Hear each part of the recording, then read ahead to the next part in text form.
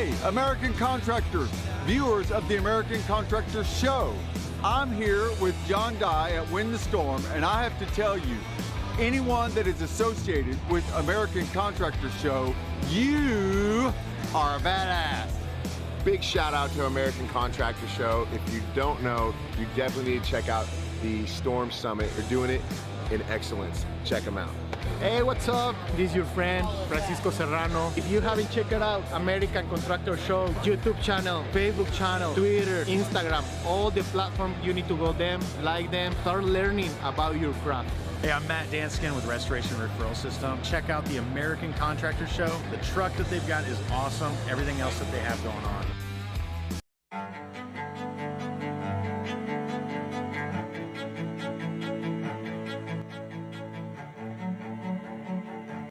This is Larry Bache with the Merlin Law Group, helping policyholders for more than 30 years.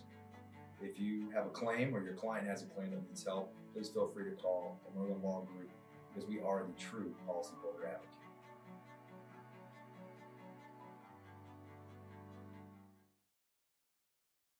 C3 was eager to help us, and even whenever we weren't giving them work, they were still eager to give advice. The things that they were putting out for the changing from DMO to RFG and giving that to the industry and not charging anything for it, I thought was really cool. And that's stuff that I, as a contractor, appreciate. I'd recommend C3 to any contractor who's looking for a PA, especially if you're around Colorado. Great guys, man. I'm nothing but happy with the work they've done for us.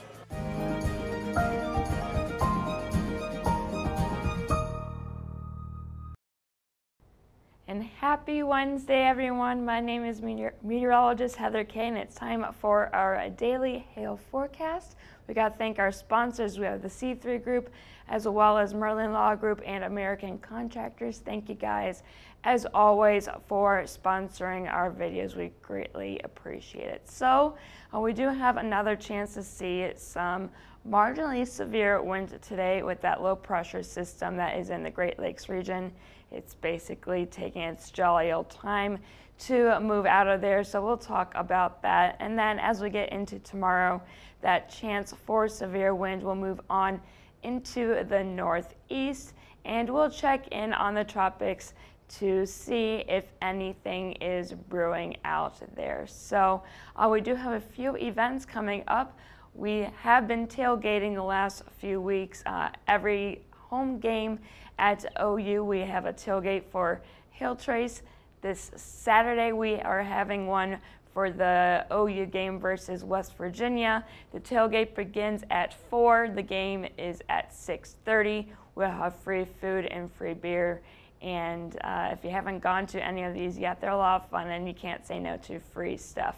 So come on by if you are interested in going. And speaking of this Saturday, we are giving away a few tickets to the OU Texas game, and I believe that drawing is going to be on Saturday. So if you want a chance to go to that game, come on by, drop in a business card, or write down your name, put it in a bowl, and cross your fingers that you win some tickets to go to that game. And the next event that we do have coming up is a RoofCon, and that is going to be in Orlando on September 30th through October 2nd. If you haven't purchased your tickets yet, but you are interested in attending, when you do purchase your tickets, you can use the code HAILYEAH and get 10% off of your ticket purchase. So if you haven't done so yet and you are interested in going, make sure you use that code to save some money. And today, it's the first day of fall. Happy fall, everyone. I've joked before I went on, I did this on purpose. I look like a human pumpkin. It's pretty sweet. So today is the first day of fall. It's going to begin at 3:21 Easter time. Easter, that's still ways away. Eastern time, and at 2:21 Central time. So we're only a few hours away from it being officially fall. So happy fall, everyone. And so let's check into yesterday's reports. We really didn't have a whole lot of action yesterday, just a few scattered reports here from eastern Kentucky, and then we had a few here in parts of southeastern Arkansas. Other than that, we really didn't have a whole lot of activity. So let's check in on our numbers. It's been a few weeks since we've done that. Thought we would check in. Yesterday, we did not see any tornado reports. We had one large hail report and then 4 high wind reports. And so far for the year, we're up to 874 tornado reports. We just hit right over 5,400 large hail reports and a few over 15,500 high wind reports. And we've been saying this a lot lately. We're not even close to what we saw this time last year. We're still very far behind, and we're not going to catch up as we're only a few months away from the end of the year. And this is really when we start quieting it down, besides maybe a day or so every once in a while of decent severe weather. So let's take a look at our current conditions. Most of the U.S. is actually pretty quiet. There are a few scattered showers in Wyoming as well as along the northwestern coast. The big story, though, is this low pressure system in the eastern part of the United States. It's pretty much it's stalled. It's not moving a whole lot, and it's causing a lot of rain and a lot of flooding. So we're going to zoom in on here now. The low pressure, you can kind of see it pretty good. It's not really, I don't know why it's not rotating, but anyway, it is here in far southwestern Ohio, and a lot of precipitation is wrapping around that low pressure. And like I said, it's really not moving that much. And so this rain, therefore, is not going to be moving a whole lot either. And that's causing a lot of issues in terms of flooding. Elsewhere, we have some more showers and storms ahead of that low pressure system, as well as that cold front that's also taking its jolly old time. Taking a look at our temperatures, pretty cool across most of the United States. The only exceptions really are here in Southern California and parts of southwestern Arizona. So it's pretty comfortable along the southeastern part of the U.S. And you can see that temperature difference from basically the Carolinas and westward. You can see that's where the cold front is right now. So here is our future radar. Basically, this is right now, this is what one particular model is seeing. We have a lot of rain going on right now from basically eastern Michigan southward into Indiana and Ohio. And as we get through the rest of this afternoon, you can see that spinning with the low pressure really not moving a whole lot, and that's going to continue to bring that heavy rain across the region. This is at 5 p.m. Central Time, so 6 p.m. Eastern Time. We are expecting a few heavier thunderstorms to develop along that cold front as it slowly moves on to the east of Pittsburgh. You could see a few strong to severe wind gusts as those storms move on through. And then as we get later on into the evening, that activity will slowly move on to the east. Still plenty of rain in the same area, so flooding will continue to be a concern. And this is at midnight. That low pressure is going to slowly move on to the northeast. Still plenty of moisture with this system. And then getting into the overnight hours, basically the same deal. Looks like just heavier shower and thunderstorm activity is expected. So if you're in flood-prone areas, please be careful. If there's any water flooded roadways, please don't try to drive through them. In terms of hail today, we're not expecting anything, but we do have an area that we're going to be watching for some isolated, marginally severe winds, so up to 60 miles per hour, and that's going to be stretching from maybe as far west as Cleveland. Better chance, though, in Pittsburgh, eastward into the middle of the state, Charleston, South Carolina, southward to North and South Carolina. Again, very marginal, I think, up to 60 mile per hour gusts for any storms that do reach those severe limits. So we are now going to go to tomorrow's future radar. We're going to wake up, and this is at 7 a.m. tomorrow morning, Central Time, so 8 a.m. Eastern Time for you people in the Northeast. We're going to wake up to some heavier showers and storms here in parts of western New York, down into central Pennsylvania, southward into Maryland and Virginia. You can see that low pressure is still going to wrap plenty of moisture in parts of Michigan and Indiana and Ohio, so that flood risk is still going to be around. We're going to go in the future to 12:30 tomorrow afternoon Central Time, so 1:30 Eastern Time, so this is lunchtime for you folks. That activity will slowly move on to the east. You can still see that low is really going to be in the same areas. It's not moving a whole lot. And as we get later in the evening, a little bit of an eastward movement with that shower and thunderstorm activity. And then getting on into later in the evening, we got to watch New York City for the chance to see some marginally severe wind.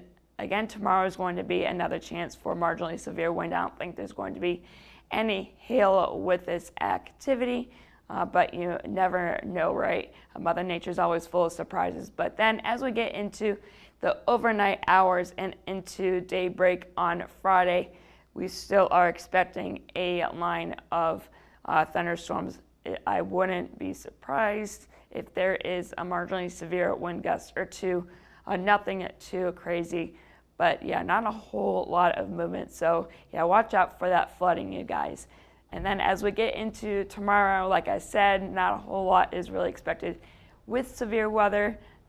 With hail, there's not going to be anything as of right now, but there will be a chance to see some marginally severe wind with that activity that's going to be moving through the states of Pennsylvania and New York down south to Maryland and far eastern Virginia tomorrow afternoon into the evening hours. So up to 60-mile-per-hour gusts.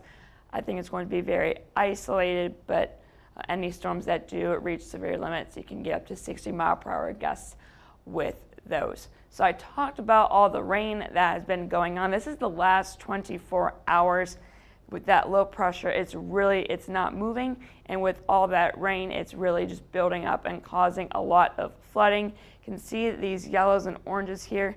That's between like 3 and 4 inches of rain just within the last 24 hours. Some lighter shades here up to 1 to 2 inches, so a lot of rain, and unfortunately, it's not going to be going really anywhere within the next 24 hours or so. A lot more rain is expected. Almost 2 inches more in terms of rain is expected in Detroit, even more down in Fort Wayne, Indiana. So yeah, just take caution, you guys. You don't want to get stuck on any flooded roadways and to stall out your vehicles. It's not fun. So this is now through Friday. So yeah, a lot of rain, you guys. Just be careful out there. And this low pressure system is not moving because there isn't really anything to push it out of the way. It's just going to continue to be in the same regions, but you can see a little bit of a new trough, that's the word I'm looking for, moving on from Canada southward, and that will finally edge that low pressure out of here basically by Friday afternoon, evening, and that'll bring another cold front through the Great Lakes region for your Saturday. So there is going to be a chance to see some more severe weather on Friday. Like the last few days, a very marginal severe wind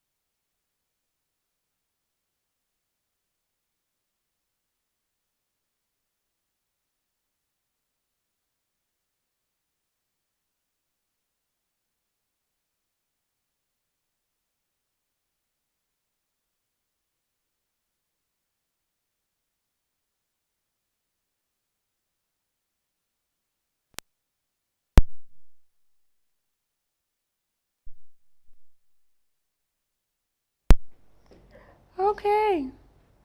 Just try talking. Are we good? Are we good? Are we good? Are we good? You're good? Yay! Okay, so yeah, note to self, even with these new rechargeable batteries that we got, change them. Okay, anyway, so we do have a marginally severe chance for wind in the northeast on a Friday, and then I think by late Friday evening, that system will finally move its way out of here. So we basically almost made it through the forecast without those batteries dying. This is the last graphic. Rose and Peter are both just depressions in the Atlantic, like we've been saying. They're just affecting fish, so that's why we really haven't been covering them that much, but we do have a few areas that we're still watching.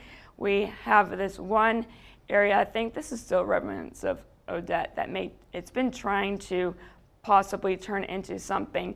We have a 30% chance within the next 2 days of it turning into a system, and then a 50% chance within the next 5 days. I do think, though, this really isn't going to be affecting anyone. It's going to be another fish storm, or I may be wrong. And like Mother Nature does weird things. But then this one is the one that we've been really watching the last few days. You can see here the chances of it developing into a new storm has gone up again. A 90% chance that this will become Sam within the next 2 days or 5 days. So it's imminent that this will become Sam within the next day or two. So that's all that I have for you today. Thanks you guys for watching and sticking with us with the receiver once again dying during our forecast. Yay. Anyway, follow us on Twitter, Facebook, Instagram, and YouTube. And if you have any questions, concerns, or you just want to say hi, you can give us a call at 855-334-4245. You can email us at info@hailtrace.com and check out our website at www.hailtrace.com, where we have more information about us and our products. We have bios about all of us. And yeah, if you have any issues at all, you guys, or you just want to learn more about us, please feel free to reach out. We are here to help you. And I am meteorologist Heather Kay. I hope you all have a great rest of your Wednesday.